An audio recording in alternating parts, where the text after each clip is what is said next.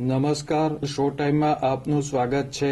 Bhavnagar Ahmedabad highway પર આવેલ અધેલાઈ નજીક ટ્રક અડફેટે ગર્ભવતી મહિલાનું મોત નીપજ્યું હતું।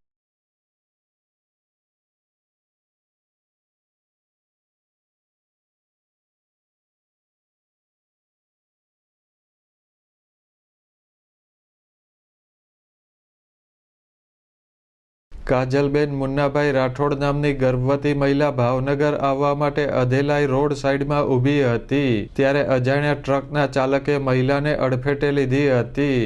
અકસ્માતની આ ઘટનામાં કાજલબેનનું મૃત્યુ થતાં તેમના મૃતદેહને પોસ્ટમોર્ટમ માટે ભાવનગર હોસ્પિટલ ખાતે લાવવામાં આવ્યો હતો।